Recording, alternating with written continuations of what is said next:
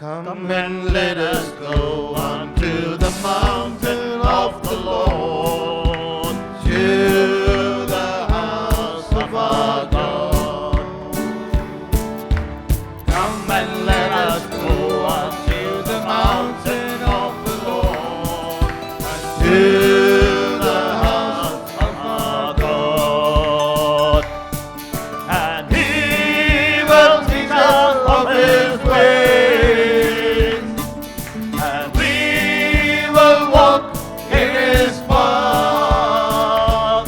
For the Lord shall go forth out of Zion, and the words of the Lord from Jerusalem. And He will teach us of His ways, and we will walk in His path. For the Lord shall go forth out of Zion, and the words of the Lord from Jerusalem. Come and let us go unto the mountain of the Lord, to the house of our God. Come and let us go unto the mountain of the Lord, to the house of our God. He will teach us of His ways, and we will walk in His path.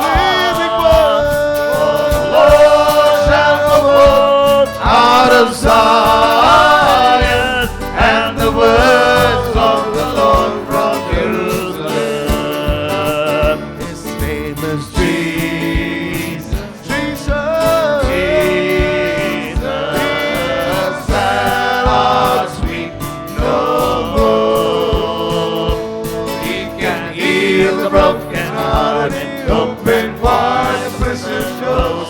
He is able to deliver forevermore. His name is Jesus, He that weep no more. He can heal the broken-hearted, open wide the prison doors. He is able to deliver forevermore. His name is Jesus, Savior, that hearts weep no more. Living Word, He can heal the broken-hearted, open wide the prison doors. He is able to deliver forevermore. My soul escaped like a bird out of the snare of the fowler. My soul escaped like a bird out of the snare of the fowler. The snare is broken and we are escaped. Our help is in the name of the Lord. The snare is broken and we are escaped. Our help is in the name of the Lord. My soul escaped like a bird out of the snare of the fowler. My soul escaped like a bird out of the snare of the fowler. The snare is broken and we are escaped. Our help is in the name of the Lord. The snare is broken and we are escaped. Our help is in the name of the Lord. The snare is broken and we are escaped. Our help is in the name of the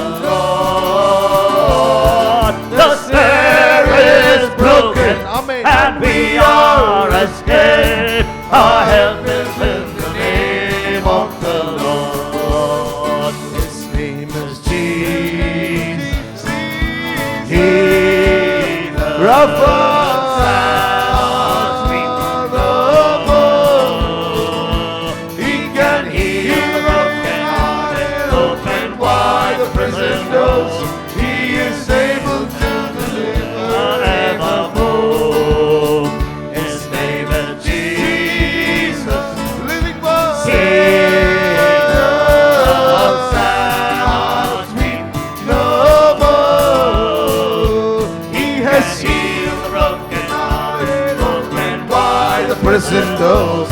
He is able to deliver evermore. My soul escaped like a bird out of the snare of the fowler. My soul escaped like a bird out of the snare of the fowler. The snare is broken and we are escaped. I enter in the name of the Lord. The snare is broken and we are escaped. Our help is in the name of the Lord. The snare is broken and we are escaped. Our help is in the name of the Lord. The snare is broken and we are escaped. Our help is in the name of the Lord.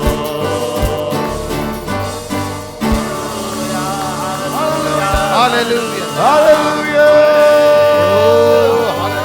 We worship you. Praise you, we praise you, we praise you. Jesus, kinsman redeemer. Let's bow our heads in prayer, please. Father, in Jesus' mighty name, we thank you for the Holy Spirit who is here right now to give us understanding about the wisdom of God and how wisdom operates in the lives of God's people. We're so grateful that when the Holy Spirit teaches us, there is such understanding that is birthed in our spirits.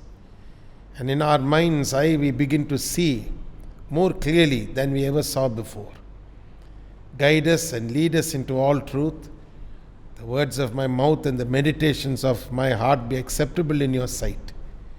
In the mighty name of Jesus, I pray. And we believe and we ask in Jesus' name.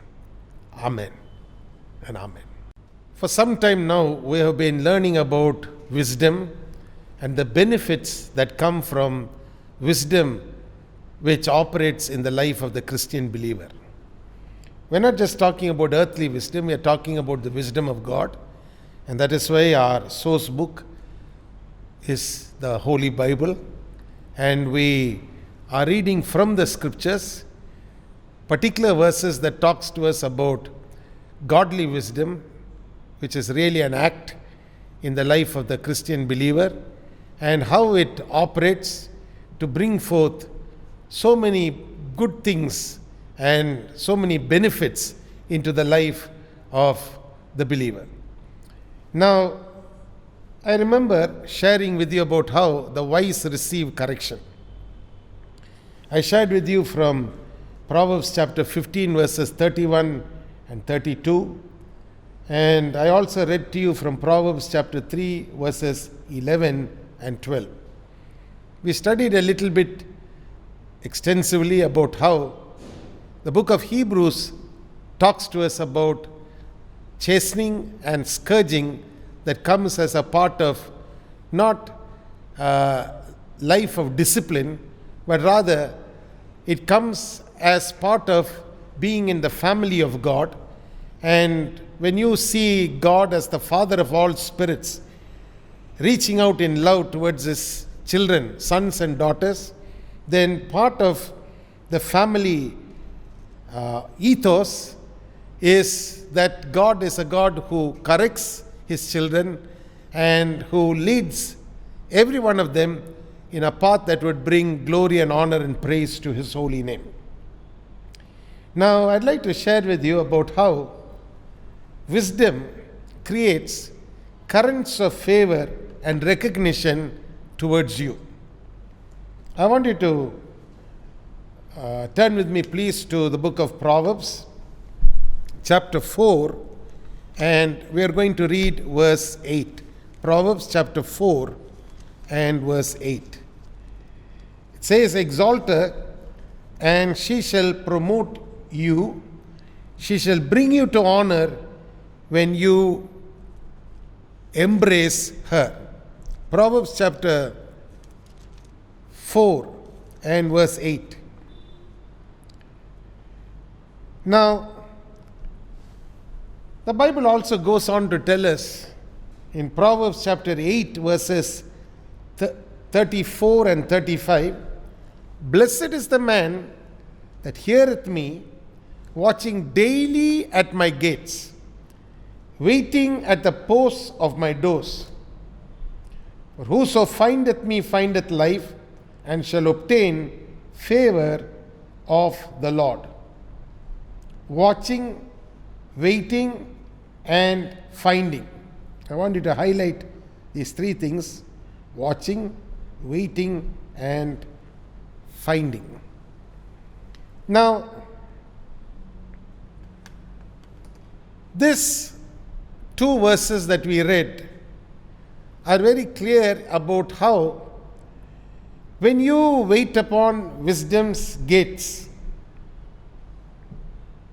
and you find wisdom in operation in your life, you begin to actually experience life in its fullness. To just walk through life and not ever experience the wisdom of God in operation is to live below the actual blessing of a full life.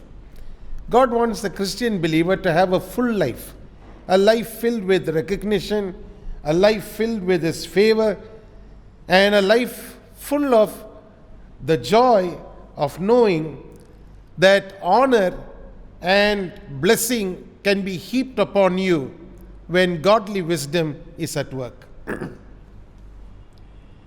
I want to read to you from another portion of scripture which says in Proverbs chapter 3 verses 1 and 4, "My son, forget not my law, so shalt thou find favor and good understanding in the sight of God and man." I'm going to talk to you a little bit about this, and we are going to learn and see how the benefits of having godly wisdom at work in our life brings wholesome blessing and honor and leads us to a place where we find recognition is heaped upon us in life. Now, these three portions of scripture that I read to you from are very, very important portions of scripture for us to understand how wisdom creates currents of favor and recognition and makes it move towards us in life. I want to read to you from an example that we find and see in the book of Daniel. And when we go to that example, it will become even more clear about how this occurs in a man's life. I want to read to you from Daniel chapter 5. And we have to read the entire chapter. There are 30 verses there. But at least we need to see certain key things from this chapter to help us understand how godly wisdom is the one that makes all the difference in a man's life. Daniel chapter 5 verses 1, please. "Belshazzar the king made a great feast to 1,000 of his lords, and drank wine before the 1,000. Belshazzar, while he tasted the wine, commanded to bring the golden and silver vessels which his father Nebuchadnezzar had taken out of the temple which was at Jerusalem. The king and his princes his wives and his concubines might drink therein. Then they brought the golden vessels that were taken out of the temple of the house of God, which was at Jerusalem. And the king and his princes and his wives and his concubines drank in them. They drank wine and praised the gods of gold and of silver and of brass, of iron and of wood and of stone.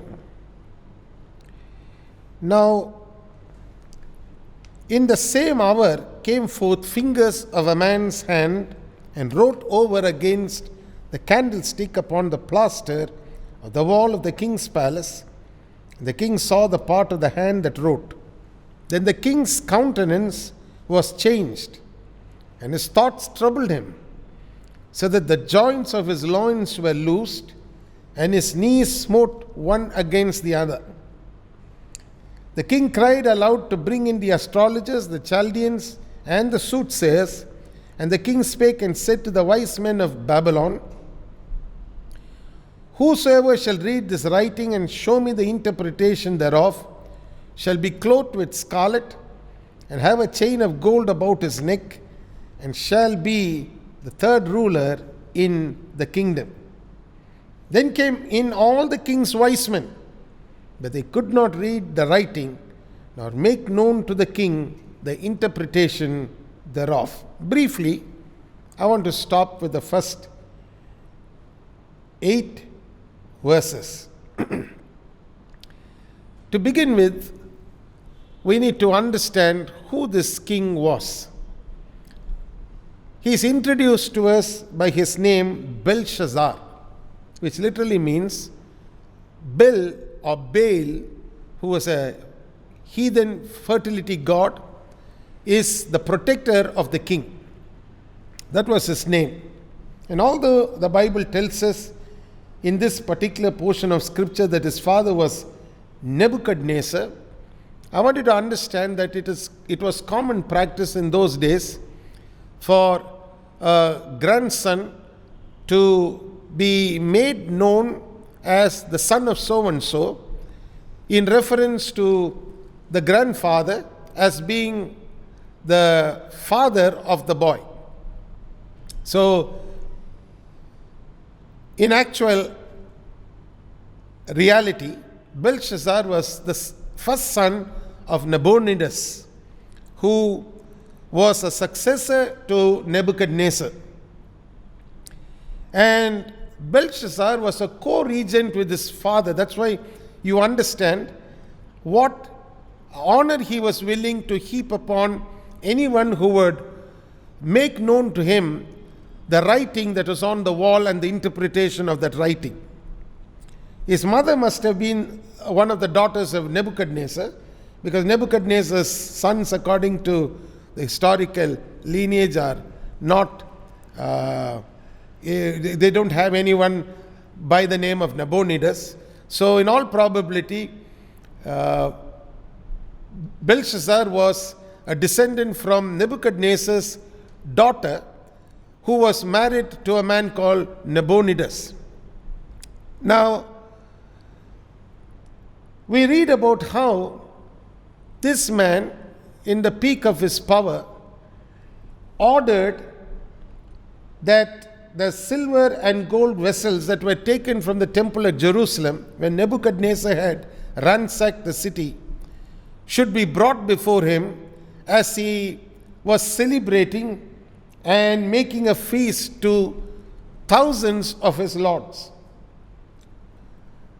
I want you to understand that this was a show of strength, a show of wealth, and a show of arrogance. Because he had invited 1,000 of his lords, and he was, entertaining them. And in the process, he wanted to show the magnitude of his power and might, and also his scarce respect for the things that pertained to the temple at Jerusalem, which was ransacked, brought back to Babylon, and which was in his custody. So he commanded that these vessels of silver and gold would be brought out, and his sons, his wives, and his concubines would drink wine out of that particular vessels that were a part of the temple at Jerusalem. Now, before we go to understanding fully what this man did and why the hand appeared and wrote on the wall, I want to share with you a little bit about the act of drinking wine and the act of doing something that produced a behavior that caused judgment to be pronounced on this man. For one, I want you to understand that any form of intoxication alters the behavioral pattern of a man. Now, when you look at wine, you must understand that wine drinking was not a strange custom in Israel, and it was not a banned or prohibited act in Judaism. In fact, in Judaism, wine is used for Kiddush and Havdalah on Shabbat, and on Jewish holidays, they drink wine to celebrate holy events, especially when you see there are mitzvot that are accompanied by the drinking of wine, and blessings for that matter are recited on a cup of wine when a couple are going to get married, when they stand underneath what is called the chuppah or the wedding canopy. And again, a cup of wine is drunk at the circumcision of a male Jewish child, as well as at Pidyon Haben, or what is called the redemption of the firstborn son, as well as 4 cups of wine is drunk during the celebration of what we understand today and call the Passover Seder meal. In fact, it must be noted that the introduction of the Holy Communion, of partaking of the body of Christ and the blood of Christ, which was instituted by Jesus during the last Passover meal that he enjoyed with his disciples, had before all the participants the 4 cups of wine placed before them. And it was the 3rd cup that Jesus held in his hand. It's called the cup of salvation or the cup of redemption, with which he introduced to his disciples and shared with them about how it was likened to his blood that would be shed for the complete remission of sins. Now, if you look at the sacrificial system further in the temple at Jerusalem, every sacrifice offered in the temple at Jerusalem was accompanied by a wine libation. That means wine would be poured out as a part of the sacrifice. It denoted a couple of things which I want you to make note of, because before we proceed to this place, I want you to understand fully what the libation meant when wine was poured, when sacrifices were offered in the temple. Now, every one of the acts of the sacrifice, no matter how small they may have appeared or how big they may have been, they all pointed to one thing. They all pointed ultimately to the work of Christ and his work on the cross at Calvary.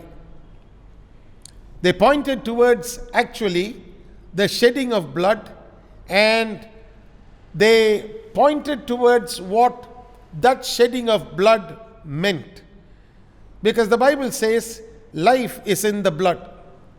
So when a libation was made, the pouring of the wine was not only talking about the pouring out of one's life's blood in sacrifice, but it also meant that there would be a revealing of completeness and joy in the act of the life's blood being poured out.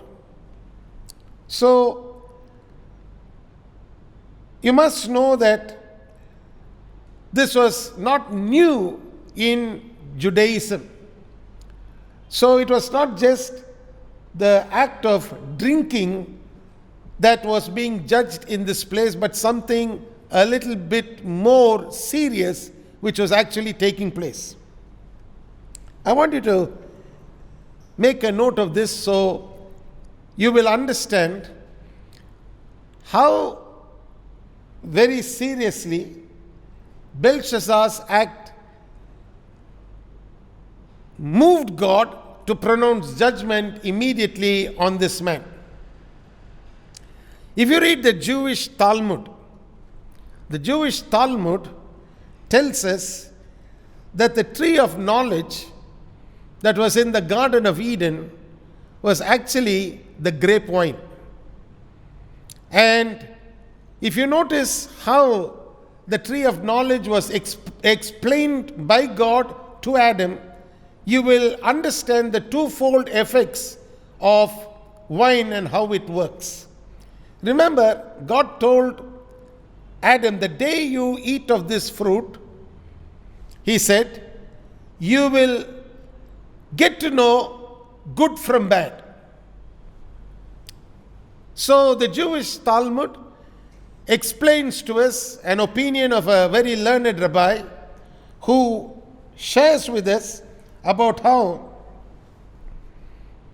wine consumption can have a good work in a person's life, while at the same time it can have a bad effect on a man's life when it is consumed in excess and causes intoxication. We have an example of that from the life of a righteous man called Noah in the book of Genesis, where we see a righteous man who escaped the flood, plants a vineyard, and ends up getting so intoxicated and drunk that he is found lying naked before his sons, and that becomes a reason for the introduction of something unpleasant in one of the sons' life. Now, coming back to the place where we understand first the place of wine consumption, the Bible tells us that abstaining from wine was an exalted virtue that was emphasized time and again in the Torah of people who would take upon themselves the Nazirite vow. In fact, when you read about Samson in the book of Judges, the Bible says Samson was specifically instructed not to drink wine so he could maintain a sanctified life before God and be used by God for the purpose of revealing the power and the presence of God unlike anyone else in his lifetime. So, wine for the Jew and the Israelite was not a very new event.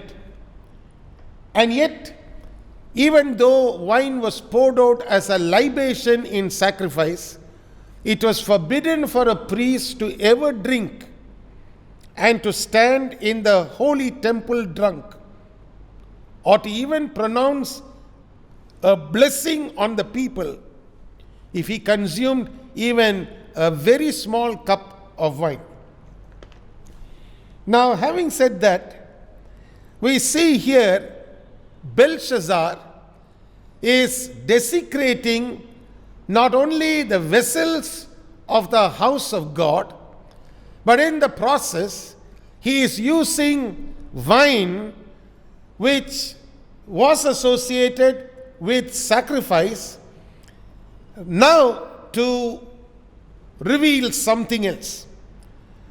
What does Belshazzar do?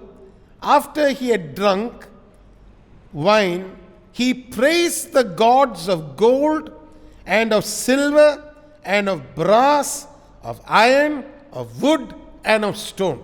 I want you to mark that down, please. That means here is a man who is not only desecrating the instruments that were used to reveal sacrifice of the highest order, but he was right now intoxicated to the place where he was using his intoxication to praise gods of stone, wood, silver and gold, and of brass and of iron. Just like you read in Psalm 135, they that worship such kinds of gods are like them. That means they have eyes and cannot see, ears and cannot hear, mouth and cannot speak. It just talks about the total helplessness of these gods. And those who worship them end up being helpless as well. And that's what was happening right then and there as Belshazzar was in his highest form of intoxication, speaking things that he should not have spoken about, and worshipping things that didn't bring glory and honor and praise to the God of Israel, especially because he was misusing and abusing the vessels that were dedicated for the work of the temple in Jerusalem that would glorify the God of Israel. Now, coming back to anything that causes intoxication, the Bible tells us ultimately it alters the behavior of a man and makes him end up doing things that he didn't intend to do, which doesn't bring honor to him, but results in dishonor. I want to read to you from Proverbs chapter 23 before we proceed. Proverbs chapter 23 verses 29 to 35. Now this particular portion of scripture talks to us about the evil of excessive wine drinking, evil of excessive consumption of anything that intoxicates or causes you to have an altered mindset, which results in an altered behavioral pattern, and which finally degrades you before other men who may be watching your behavior. And let me read to you please from Proverbs chapter 23 verses 29 to verse 35. It's good for you to pay attention to these words, because these words were written by no one less than the wisest man who was filled with godly wisdom, King Solomon, who, like I told you some time ago, experimented with wine, women and song, and he knew what he was writing about. He had experimented with it for the sole purpose to find out whether there was any kind of untold joys that were hidden away in excessive living. And he is now warning us that there isn't any great joy in excessive consumption of intoxication or intoxicating things like wine, that which would destroy the nature of man and cause him to live like a beast. Proverbs chapter 23, please. Who hath woe? Who hath sorrow? Who hath contentions? Who hath babbling? Who hath wounds without cause? Who hath redness of eyes? There are 5 things mentioned there as questions which are worthy of your consideration.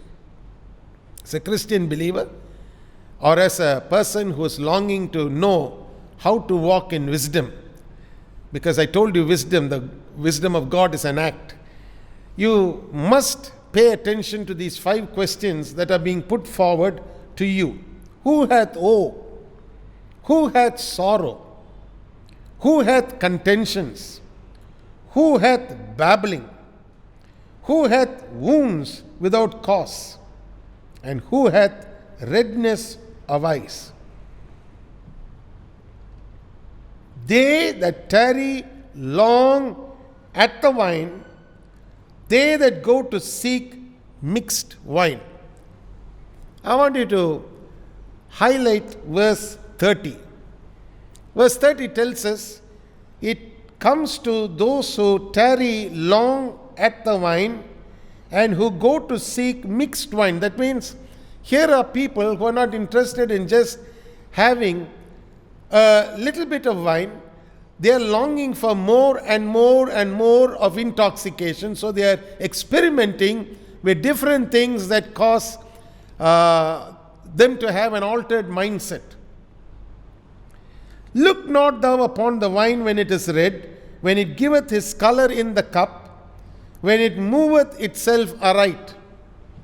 If you notice that some people would have wine poured into a cup and they would slightly move it to just see how it moves, and to not only get the smell of the wine, but also to see how it is actually aged. Now, the Bible says, at the last it biteth like a serpent and stingeth like an adder. Now, what Solomon is trying to communicate to his listeners, and what wisdom is trying to bring before us, is that the end of the way wine begins to work is not a very pleasant ending. It looks very pleasant when it starts. It looks very nice when it begins. But the end is not as pleasant or nice. It says, it bites like a serpent, that's what the scripture says, and stingeth like an adder. That means it's very poisonous when it completes its course in your life. That means what begins as just social drinking practice ends later in something more than social drinking, and you find that it completely destroys a person, destroys his behavior, his character, and also affects his entire life, so much so it's like a poison running through his system. That's exactly what verse 32 is talking to us about. That's why it says, at the last. It doesn't happen the first time you drink. It happens by the time drink begins to have you. Most people who begin to drink always brag about them being in control. And they say, well, I'm just having a drink. But they don't know that a time will come when the drink will have you. And when the drink begins to have you, the Bible is telling us in the wisdom of God, you will be like one bitten by a serpent and stung by an adder. Now, it doesn't matter how you look at it today, but you must pay attention to the fact that a serpent with poison and the effects of that poison in a man's system is how it would be at the end of the day when wine begins to have the better of the person and begins to work through the system of a man or a woman. It doesn't really make a difference in the gender here, whoever it may be.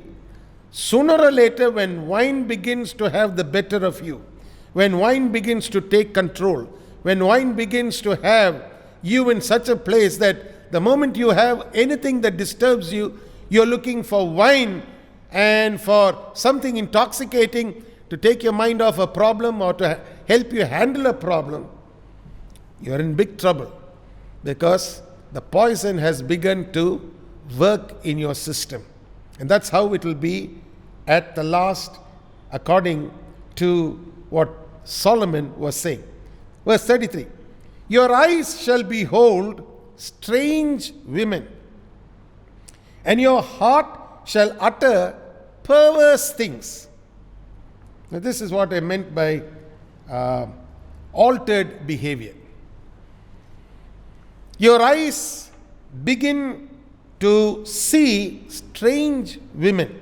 That means when the Bible talks about strange women, especially in the book of Proverbs, it's talking about women who are not coming to you with the right frame of mind, or even coming to you for the right reasons into your life. Now, the Bible warns us against such women. The Bible also warns us against men who are wicked. So, again, it's not a gender related thing that it's only talking about women. It's also talking about wicked men.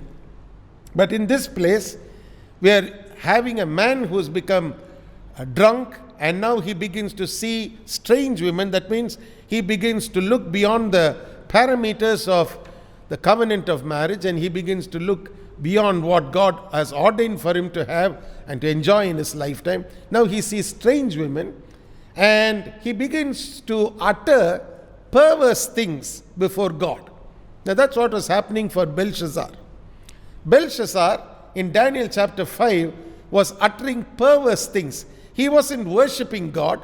He started to worship the god of iron, the god of brass, the god of stone, the god of silver, the god of gold. And all this started happening as he began to be more and more and more intoxicated. And what he was saying was perverse in the sight of God. God was not at all in agreement with what Belshazzar, whose name was Bel protects the king, was, saying and doing, especially with the things that were dedicated for nothing less than pointing towards the work of the Messiah who would come, who would bring redemption to God's people.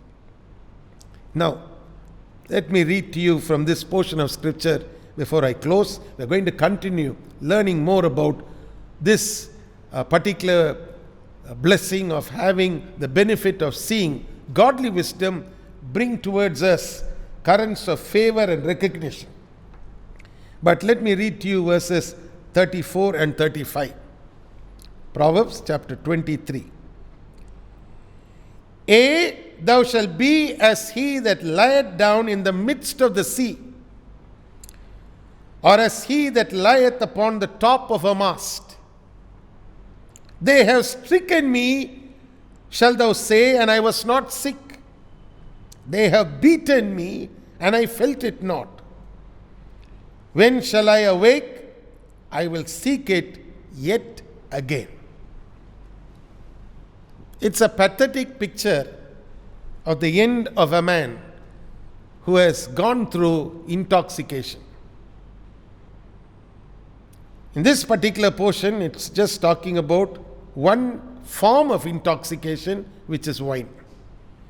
But there are many other things that intoxicates a man, that causes this kind of a behavior and this kind of a result to come upon a person by the time he or she has yielded to anything that alters the mind and the thought patterns, normal thought patterns of a person's mind.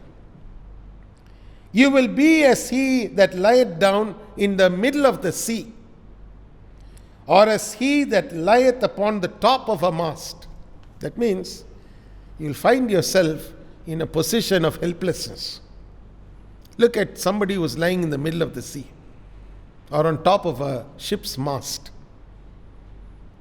You will notice it's just talking about an utter helpless state of a human being left to the ravages of nature.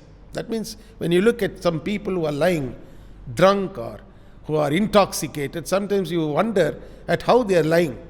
Some of them are so exposed, they are completely bereft of any form of dignity. And some of them you will find lying on the roads and on the streets and anywhere. Sometimes the place is so dirty and unclean, and yet you will find these people enjoying a position of great comfort in the midst of squalor. So, in normal conditions, they wouldn't even think of ever laying their head down in such a place, or even being found lying there.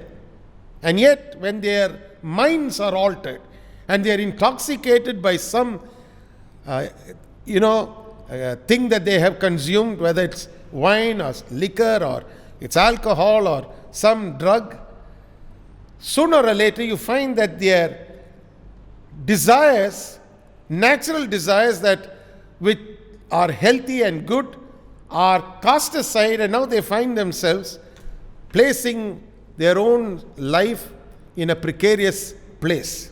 And finally, they will say, "They have stricken me and I was not sick. They have beaten me and I felt it not.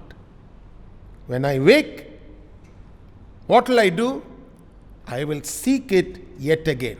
Now that's what I told you about how when it comes time for drink to have the man becomes a helpless addict. You will notice certain people, they go through many physical conditions when some of these intoxicating beverages or items don't come their way at a particular time in a day. That's why the Bible says it's far better to wait at wisdom's gates daily than to be a person who's partaking of anything that is intoxicating, even when it starts off as a fun practice and then ends up as a daily occurring event, which will finally produce great pain, much like poison enters into a system and ultimately kills an individual. I want to close with this, but I want you to know that wisdom has benefits that are very, very real, my friends. The benefits of godly wisdom is not to kill a man. That's why when you read Proverbs chapter 8, it says, "He who finds me finds life." You go and find an intoxicating beverage, you're not going to find life, although that's what is being offered. You begin to find a lot of pain at the end of the day, and destruction, and ultimately death. Let's bow our heads in prayer, please. And we are going to look to the Lord this day for His grace and wisdom and mercy to be our portion with every choice we make. May God forbid that we ever move into a place of arrogance like Belshazzar did, where he not only got himself drunk, he got all the others who were with him drunk, and then he started desecrating the things that were holy and uttering things that were perverse in the sight of God. Let's pray, please. Father in heaven, we come to you in Jesus' mighty name. We thank you for this wonderful day and the privilege we have every single time when we gather around your word to hear how wisdom not only gives us an opportunity to excel in life, but also warns us of the pitfalls that lie in our way when we dabble with things that are not entirely in line with your will, plan, and purpose for our lives. We thank you, Father, because you are a God of great mercy and compassion. And even now we pray that you'll reach out in your mercy and goodness and touch your children in a very special way. May they be encouraged to follow you all the days of their life. May they trust you with everything that they have. May they abstain from anything that will alter the behavior and the nature of their thought patterns, which are in line with your will and plan for their lives, so that the purpose behind which you have brought them this far is not nullified by anything that intoxicates them or even disturbs them from seeing you and you alone. I pray for those who are struggling even now with some form of habit that is not right in your sight, which they know is not right, and yet they are struggling with that habit. I pray in the name of Jesus that you will set them free by the power of your Spirit. In the name of Jesus, set them free. Set them free, O Lord. In Jesus' name. In Jesus' name. May they never play with anything that is disturbing or with anything that is troubling them. In the name of Jesus.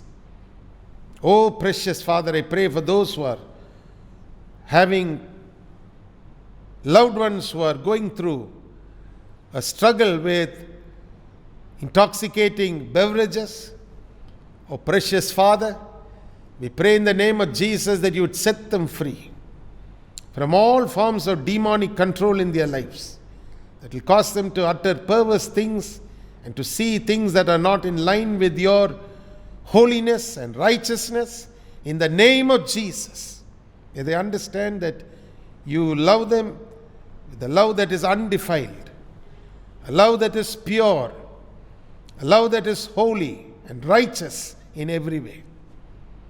Even now I pray in the mighty name of Jesus, those who are looking to you and praying to you for life partners and for blessing of having a life partner brought into their lives, whose lives are submitted to you, free from any form of intoxicating things, oh Father, that would alter their behavior. We pray that you would perform your acts of love in showing them right life partners for your glory in the mighty name of Jesus. Lord, we pray to you because we know that you care for each one of your children in a very special way. Their prayers are precious in your sight, which they have brought before you and laid at your feet. Even now we pray that this week will be a week filled with your blessing. May miracles happen. Let signs and wonders take place that will confirm the word in their lives. And I pray right now that there would be increase that would come their way as we have entered into the season of the barley harvest. May there be precious increase that will come their way in the name of Jesus for your glory. Just like it happened in Ruth's life when she entered the fields of Boaz, she was given the blessing of the double, where she could reap the barley harvest as well as the wheat harvest. So let it be. In the mighty name of Jesus, so let it be. In the lives of every one of your children, O God, I pray. Even now I commit everyone into your hands. Cover them under the blood. And may your name, El Shaddai, be seen in operation in their lives in a very, very real way. In Jesus' name we pray, and everybody said, Amen and Amen. Now may the blessing of God the Father, the blessing of God the Son, and the blessing of God the Holy Spirit rest and abide with each one of us, both now and until Jesus comes again. நம்முடைய ஆண்டவராகிய இயேசு கிறிஸ்துவின் கிருபையும் பிதாவாகிய தேவனின் அன்பும் தூய பரிசுத்த ஆவியானுடைய ஐக்கியமும் நம்மோடு கூட இன்றும் என்றும் இருப்பதாக. Amen and Amen. Hallelujah. Hallelujah. Be of good cheer, my friends. God loves you.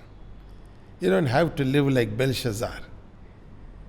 He may have been a king, but you can understand how in one moment all that was intoxicating left him the moment he saw the writing on the wall. Appears to be a very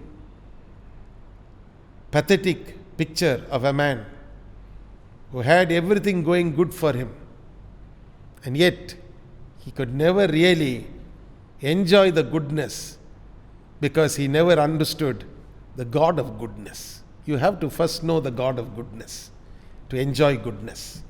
God wants you to know Him more and more, not to know liquor more and more, not to know some drug which is causing such a havoc in your life more and more. Don't experiment, please, with things that you shouldn't be experimenting with. Because remember, God is a holy God. And your body is intended to be the temple of God, the place where God can come and reside. Keep it holy and keep it for Him and Him alone. God bless you, and remember, God loves you. வயதுள்ளோரும் மிகும் வயதா முதிர்ந்தோர்களும் பாலகர் தம் வாயினாலும் பாடி உம்மை போற்றுமே. வயதுள்ளோரும் மிகும் வயதால் முதிர்ந்தோர்களும் பாலகர் தம் வாக்கினாலும் பாடி உம்மை போற்றுமே.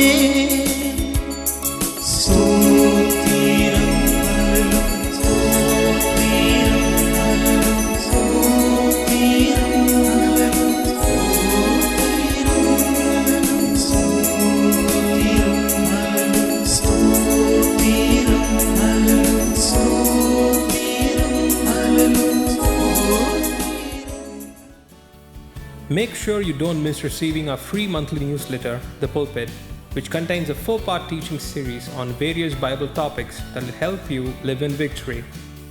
You can read it online by going to christchapel.in